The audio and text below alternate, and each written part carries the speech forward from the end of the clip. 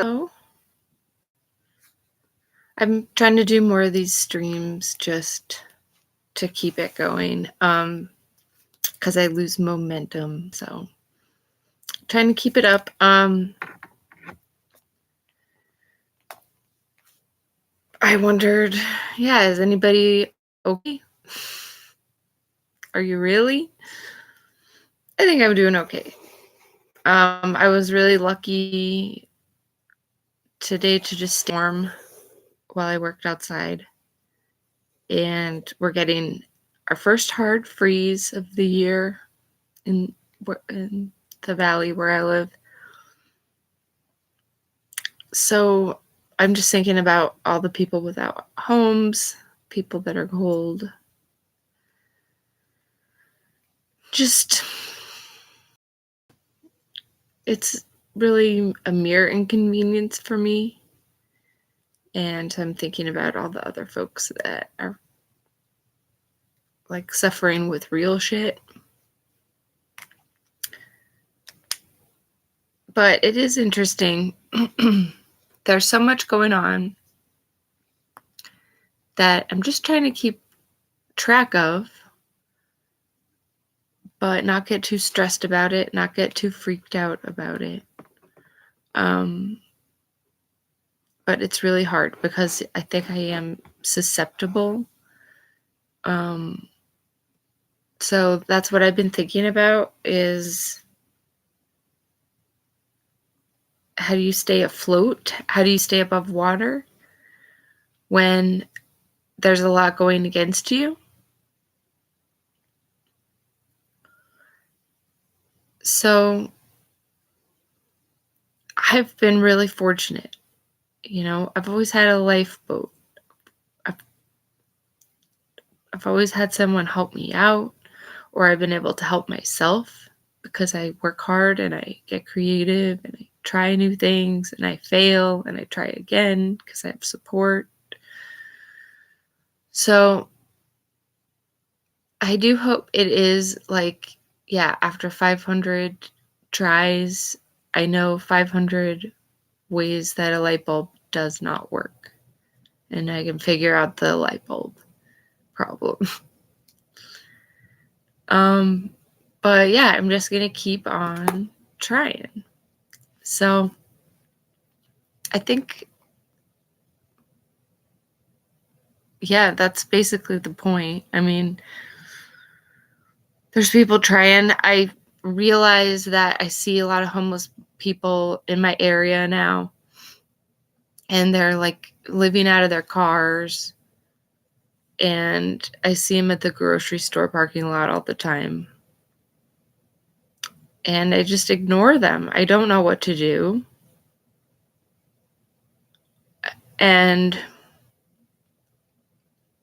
I saw a guy today in a grocery store parking lot playing a violin, and he had like a full-on speaker and was playing the backup orchestral music. And he was playing his violin, and it was electrified. So it was kind of echoing through this parking lot, and it was cool. And I sat across the street for about a minute, and I recorded him for about a minute, and then I just walked up and said hi, and I said, good luck. I didn't have any money, but a lady stopped and gave him like $20. So I feel like in the very least I gave some energy to the whole thing, and that guy, maybe he can feed his family tonight and stay warm. Because I can work like 8 hours in the cold, but I have warm gear. I have a car to hop in after about 10-20 minutes of work. I get back in a car and I get to warm up. Today was just cold, not wet. That's the problem. And these people that have been setting up tent cities and having to carry their gear around and pop up camp wherever they can, the ones that don't have cars. And their shit's getting wet, it's getting stolen. People are probably robbing each other, and it's just a mess. And I don't know what to do about it. I'm very conflicted about politics and stuff because I'm realizing all the ways that I was duped and played my part. I was always kind of cynical and snarky, but I just didn't quite understand the level that we have been duped. And I just never understood the seriousness with which people fight for their beliefs, because I didn't really have any. Like, I wasn't indoctrinated in a church as a young kid, but I was then introduced to it when I was a little bit older. So I've always thought myself kind of lucky in a way, because my mom was not raised Mormon, so that broke the chain.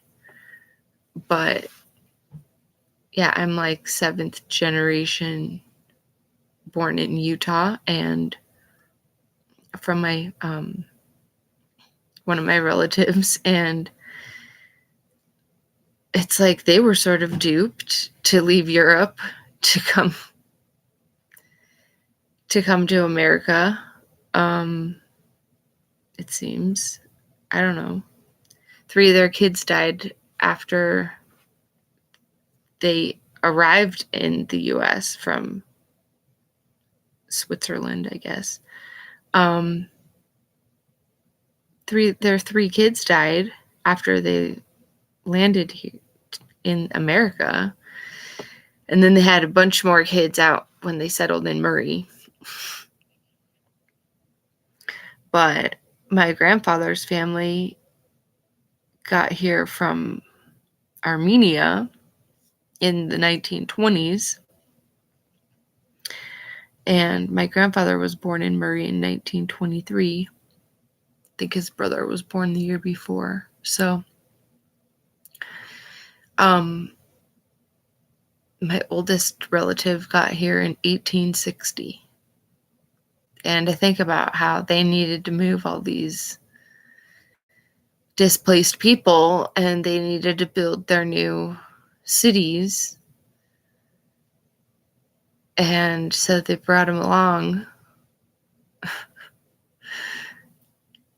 And there was a lot of money flowing into Salt Lake City from other parts of the country, because I heard a story touring the Episcopalian Church in Salt Lake City. It was built right around the time that the Salt Lake Temple was built. And they were fighting over materials to build it. And the Episcopalians were getting money to build another church in Salt Lake because they didn't want the Mormons to be the only ones out here.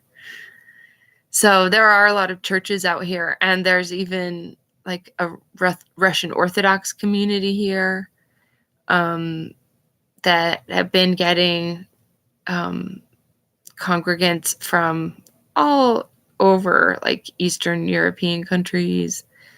It's a real melting pot here, and a lot of ski bums, obviously, because of our amazing mountains. So yeah, I've always felt a little disconnected from the rest of the hive mind that's here, but of course you're a part of it, you know? So I just wonder how much you can be on the fringes and not become homeless, not become fully mentally ill, drug dependent, lose all your contacts with society. It's just something I've been thinking about, like your safety net under you, the ways that you compromise, just so you can survive, just the hardships that you're willing to take on, and you don't really know how hard it's going to be when you get there.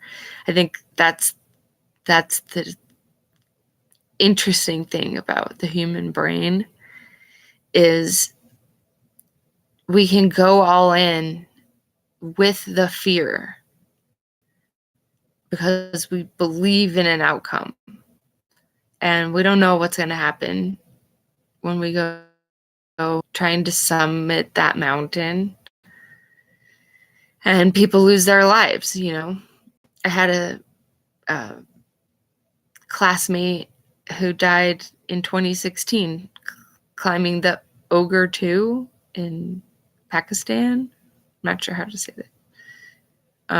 The name of the mountain, but he and his friend passed away. I believe his cousin passed away on that mountain a few years before, and Kyle actually had gone there to retrieve his cousin's body, and he was attempting a second trip to that mountain, and he died and was lost in a storm. And so adventurers leave behind, many loved ones. So maybe, that's kind of the situation we're in now, is that our leadership, the people that are really motivated by maybe just they want to see how things work, that they're not concerned with what the repercussions are for their actions. So, maybe they just don't care because we're insignificant. But maybe they're malicious too. I'm not sure. But I'm just thinking about all these things because I'm not sure that we're actually as controlled as we believe we are. That's the trick, is we can actually step out of it. Now, do you let the pendulum swing so far the other direction that, you just go on, you leave one group that you're following and you go and follow another that's just the other side of the coin, maybe. So I don't know. I just keep thinking about the worst harm we do is to harm ourselves, is to feel shame after learning we've been duped. Because that's the mind fuck. That's the gaslighting. And that's what you get to escape if you want. And then the rest is kind of hard. But I'm pretty good with that. So I've got to go take care of the kiddos, but have a good night.